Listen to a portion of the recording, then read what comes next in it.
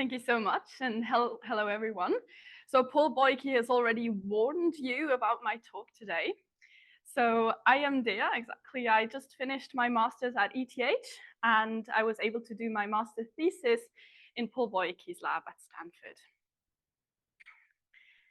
So as we all know, the emergence of AMR pathogens urgently requires the development of new therapeutic approaches. So we work with this very interesting, but also very nasty bug, Pseudomonas aeruginosa.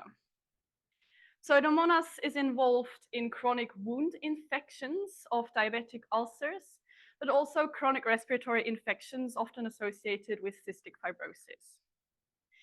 So there is this idea to use bacteriophages to eliminate these infections. So the bacteriophage we are studying is OMCO1. Just a side note, OMCO1 is known to use the OPRM as a receptor, but we're going to learn more about this phage in a minute. So here you can see phage in action. You can see a reporter phage, and when the infection is successful, it expresses, the bacterium expresses GFP, and then you can also see a nice burst when the phage lyses the cell. So I think it's a very fascinating idea to use the natural predators of bacteria to resolve the infections. But unfortunately, as we know, it is not that simple. So if I have a plate with Pseudomonas aeruginosa strains, and I give my phage OMCO to it, some of these bacterial strains, they are killed, as we wish in therapy, but some of them are very happy and survive. And this is a huge problem for phage therapy. So the question we were asking in my work was, what genetic determinants define Pseudomonas aeruginosa's susceptibility to lytic bacteriophages? And to study this, we started with two approaches. First, with a transposon mutagenesis assay, and then with a genome-wide association study. So let me start with the transposon mutagenesis assay. In such a library, I have different bacterial strains, so different mutants, where each mutant has a transposon inserted in a different gene. So basically, I have many different knockouts there. Then I grow these bacteria with my phage in one condition, and in the other one without phage. This is for 30 minutes to 3 hours, just allow the phage to kill whatever it can kill.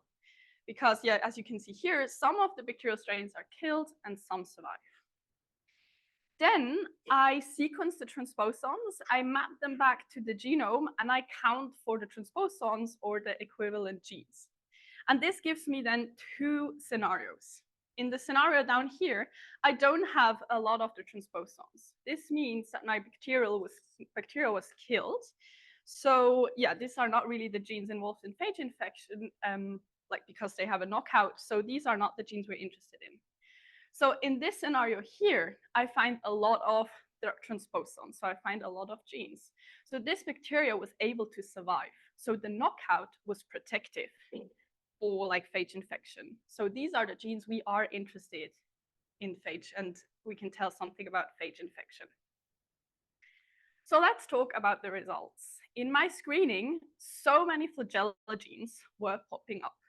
So we think OMCO1 uses flagellum as the receptor. So here I have a more detailed schematic where you can see the flagellum, and then in red, you can see all the proteins I find the structural genes in my assay for. So really kind of everything is red. But of course, we wanted to validate this idea that OMCO uses flagellum as a receptor. So we used a swimming assay and a suppression assay. The swimming assay tells us if I have functional flagellum in my strain. And the suppression assay tells me if this strain can be infected by phage. So in the swimming assay, I first grow Pseudomonas wild-type strains. So they have a functional flagellum, so they can swim, and thus they grow, as you can see over here, in a very large area. But if I have a strain as a control with a knockout in a flagellum gene, they cannot swim because they don't have a functional flagellum, so they only grow in a very small area which you can see here. Then let's look at my clinical Pseudomonas aeruginosa isolate. So the CPA 057 grows in a very large area, telling me that this is a flagellum wild type, a functional flagellum. The CPA 011 does not swim at all, so it does not have a functional flagellum. Then let's look at these strains in the suppression assay. First, I grow them without phage, and then I grow them again with phage. And this reduction in the growth curve is due to the suppression and thus phage infection. So if I have a small suppression only, this means that probably my strain is quite resistant to the phage. And if this suppression is very large, then phage infection and suppression is going on. So for the CPA 011, the suppression was only very small, so this strain is resistant. And then the CPA 057 is suppressed heavily, so a lot of infection must be going on. If I put this together with my swimming assay, I can clearly see that functional flagellum allows infection. And if the flagellum is mutated and non-functional, then I do have a resistant strain. Really very much supporting our idea that OMCO1 uses the flagellum as a receptor. Then, as I was saying in the beginning, I had another approach as well, the genome-wide association study. So in a GWAS, you have phenotypic data and genotypic data. And then my model, or like the program, tells me what variations, what genes can possibly explain my genotype, my phenotype. So in the phenotype, I used a lytic plaque assay. So a lytic plaque assay tells me what strain can be infected by what phage. So I grow bacteria, I add a drop of phage, and if you can see a nice circle, this means that lysis is going on. I use different dilutions, which then leads to like different types of plaques. One is only faint, the first one is only like faint inhibition, so probably only binding to the bacteria, but not infection. Then I have single plaques and the dilution where everything is killed and lysed. And with this, I calculate a score. I'm not going to go into the equation further, but basically everything between 0 and 1 is phage resistance, and everything between 1 and 2 is phage susceptibility. So if I have a strain, or I get a table with all my strains, the repetitions, and then the score for my phage. Then I put this phenotypic data together with the genomes of my bacterial strains into my GWAS, and I get the genes that explain my phenotype. So for the results, I was very happy to see that I also have flagellum genes popping up there. I have also metabolic genes and some porin genes, which is very nice to see because this is the published receptor. I don't really have time to go into this further, but where I would like to invest time in is that we did not find, very astonishingly, we did not find any bacterial defense systems popping up there. So they don't seem to associate with initial phage infection. But of course, this needed further investigation. So we did studies on the effect of defense systems on phage susceptibility. So what I did is I have these genomes, I give them to Padlock. We've heard about Padlock briefly yesterday. So it is a screening tool. So you give this program your genome, and then it tells you what genes of what defense system is in your genome.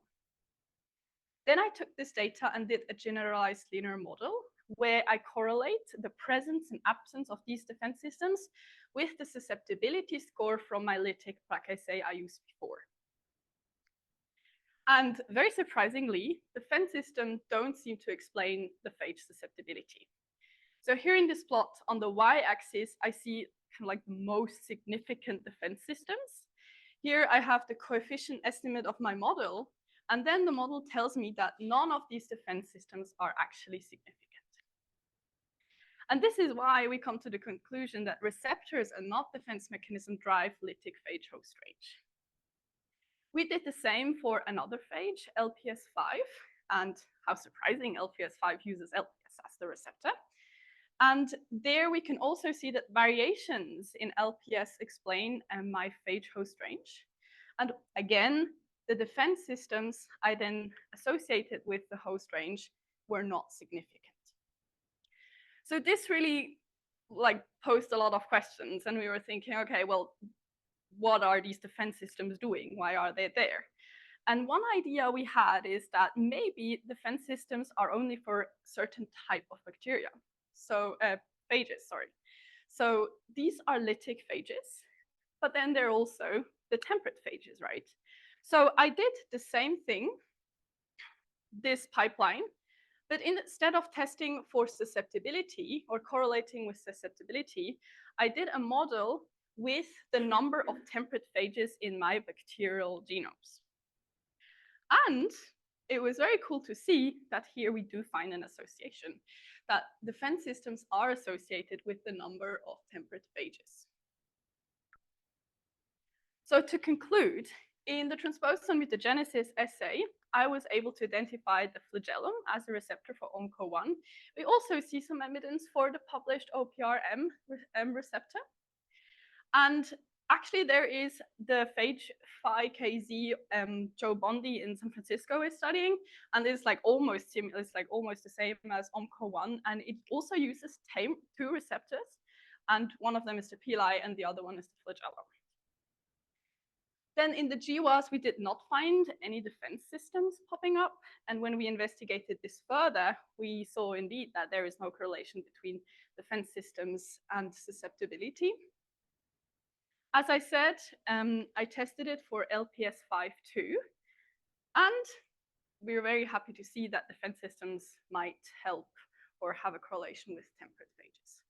So of course, this is very specific to the study we have done, because I want to mention here that we have tested initial phage infection, which we call phage host range. So maybe if someone studies phage infection for a longer period of time where resistance is developing, they might have different results.